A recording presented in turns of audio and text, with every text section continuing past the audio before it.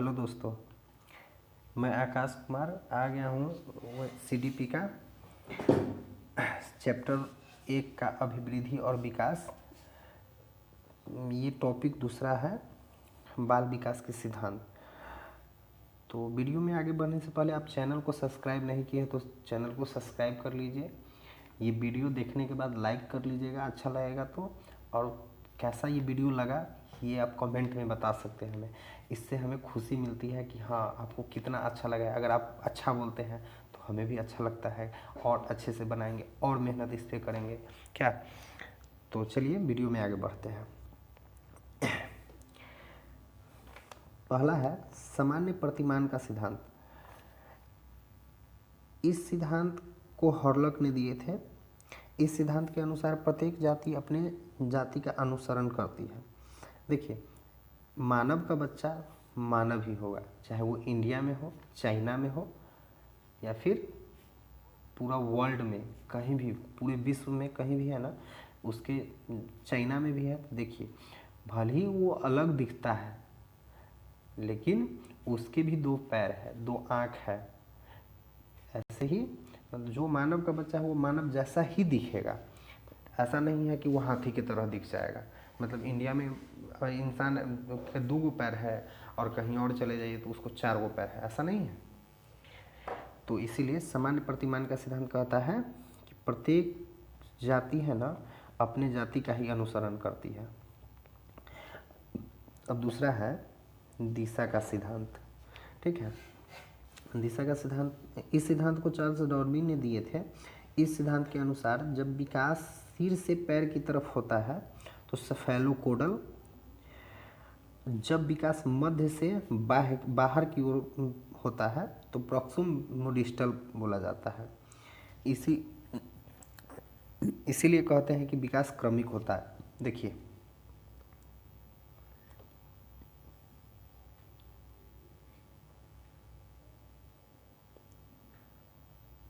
ये सर से पैर की तरफ जा रहा है ना, तो ये हो गया सेफेलोकोडल।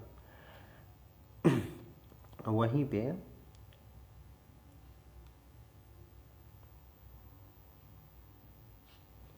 ये केंद्र है।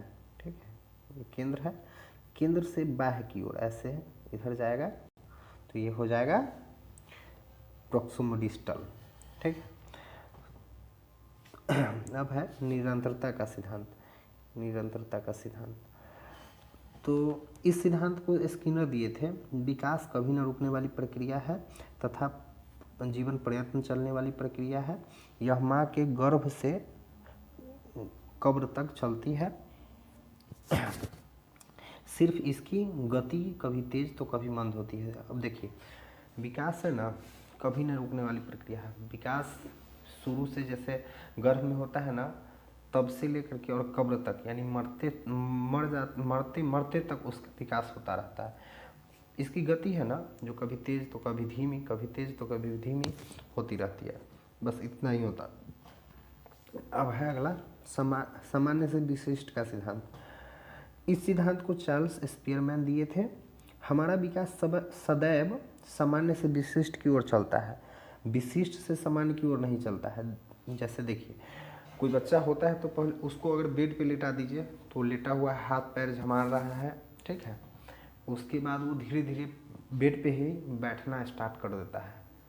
और बैठने के बाद जैसे खिसकना चाहेगा गिर जाएगा, फिर ऐसे ही खिसकते खिसकते खिसकते खिसकते वो पहले तो पेट के बल ससरेगा, खिसकेगा। उसके बाद है वो धीरे धीरे रुकने लगता है। उसके बाद वो धीरे धीरे कुछ पकड़ के खड़ा होता है। उसके बाद फिर चलना, डेंगा डेंगी चलने लगता है। उसके बाद थोड़ा और स्पीड में चलने लगता है, एकदम कुछ पकड़े हुए।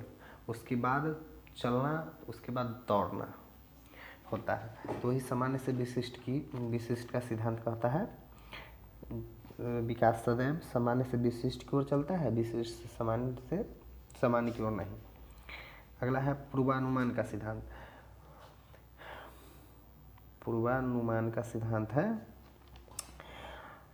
विकास पूर्वानुमान होता है क्योंकि हम पहले ही अनुमान लगा सकते हैं कि विकास किस दिशा में ज़्यादा होगा। कोई है, जैसे आप हैं, हम हैं, तो अगर हम टीचिंग की दुनिया में आ रहे थे तो कोई एक चीज़ पे फोकस कर रहे थे ना, तो कोई सामने वाला कह सकते थे कि हाँ इसका मैथ अच्छा है, ये मैथ किसी को अच्छा समझा सकता है। तो ज़रूरी नहीं, मतलब वो ये नहीं डिसाइड कर सकता है कि क्या बनेगा, लेकिन आपका मैथ अगर अच्छा है, कोई 5-6 सब्जेक्ट है, तो 5-6 सब्जेक्ट में आप हिंदी में अच्छे हैं, तो आपको कह सकता है लोग ये हिंदी का बहुत अच्छा पढ़ा सकता है, हिंदी बहुत अच्छा है इसका, कहता है ना, पूर्वानुमान ही लगा दे, हिंदी में बहुत अच्छा कर सकता है, ऐसे बोला जाता है। ठीक है, और ऐसे भी गांव में कहा ना जाता है कि पूत के पैर पालने में ही दिख जाते हैं, तो वो पूर्वानुमान ही होते हैं। ठीक है, उसके बाद एकीकरण का सिद्धांत, किसी काम को करने के लिए अपने हाथ पैरों को एक साथ मिलाकर काम करते हैं तो वह एकीकरण कहलाता है। यह गुण बच्चों में पाया जाता है। देखिए अभी है ना, हम ऐसे वीडियो को ऊपर नीचे कर रहे हैं तो हाथ से मेरा हो रहा है काम, उसके बाद बोल रहे हैं, आपको समझाने के लिए बोल रहे हैं तो मेरा मुंह से भी काम हो रहा है और दिमाग से भी काम हो रहा है कि क्या बोलना है, कब बोलना है, ये चीज़। तो ये हो गया ना, एकीकरण का सिद्धांत हो गया। ठीक है, अगला है व्यक्तिगत विभिन्नता का सिद्धांत, प्रिंसिपल ऑफ इंडिविजुअल डिफरेंसेज। ठीक है, ये रहा व्यक्तिगत विभिन्नता का सिद्धांत। तो कहता है बच्चों का विकास व्यक्तिगत विभिन्नता के अनुसार चलता है, किसी में विकास की गति ज़्यादा तो किसी में कम होती है। बच्चों के विकास में इंडिविजुअल डिफरेंसेज देखे जाते हैं, हेरिडिटी और इन्वायरमेंट पर डिपेंड रहता है, इन्हीं दोनों की वजह से इंडिविजुअल डिफरेंसेज होते हैं।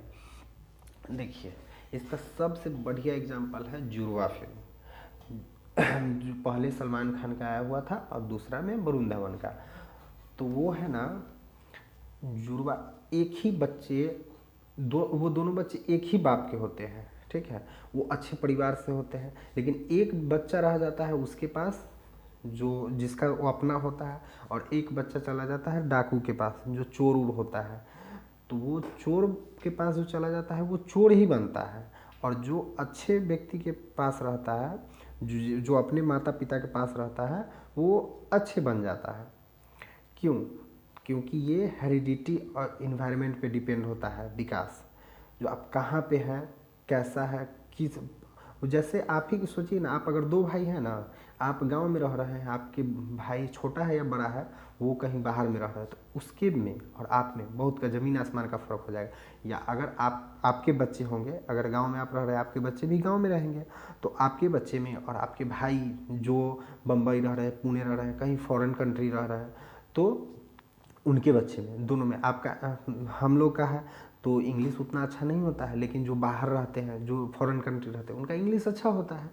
तो वो हेरिडिटी और इन्वायरमेंट का ये सब असर रहता है, इसी विभिन्नता इसी के कारण देखा जाता है। अब व्यक्तिगत विभिन्नताओं का आधार, बुद्धि, रुचि, जैसे मेरा इंटरेस्ट है दूसरा काम, आपका इंटरेस्ट है दूसरा काम, दूसरा में है आपका इंटरेस्ट, जैसे अगर मेरा है फिल्म देखना इंटरेस्ट है, डांस करना अगर मेरा इंटरेस्ट है, तो आपका हो सकता है कि म्यूजिक सुनना पसंद होगा सिर्फ। ठीक है, तो ये सब सिर्फ विभिन्नता के कारण देखा जाता है। अब है इम्पोर्टेंट पॉइंट, विकास का इम्पोर्टेंट पॉइंट है, विकास सतत प्रक्रिया है, विकास में बदलाव किया जा सकता है, विकास कभी रेखीय न होता है, कभी भी सीधे नहीं चलता है, कभी धीमी तो कभी गति में होता है। सभी विकास अंतर संबंधित होते हैं, शारीरिक, मानसिक, सामाजिक, संवेगात्मक। देखिए अगर हम सुनेंगे नहीं अच्छा से तो हम बोल भी नहीं सकते हैं। विकास अंतर संबंधी जो होता है ना, इसके कारण अगर हम सुनेंगे अच्छा से नहीं तो बोलेंगे अच्छा से नहीं। अगर हम कहीं पढ़ रहे हैं, अगर हम सुने हैं नहीं अच्छा से ना, तो हम लिख भी नहीं सकते हैं अच्छे से। ठीक है, वही फ्यूचर को फुटरे लिख देंगे, अगर फ्यूचर को फुटरे सुने हैं तो फुटरे ही लिख देंगे। ठीक है, तो चलिए, ये वीडियो आपको कैसा लगा ये बताइए हमें कमेंट करके, और अपने दोस्तों में इस वीडियो को शेयर कीजिए, और इससे भी अच्छा हम करके आपको और समझाएंगे। और इससे ज़्यादा VVI है सिर्फ ये, ये एक VVI टॉपिक है, ठीक है। इसको आप अच्छे से पढ़ लीजिएगा। ऐसा क्वेश्चन हम होगा तो आप लोग को टेलीग्राम पे डाल देंगे इस सब से, ठीक है। एक इससे रहता है और एक इससे रहता है क्वेश्चन।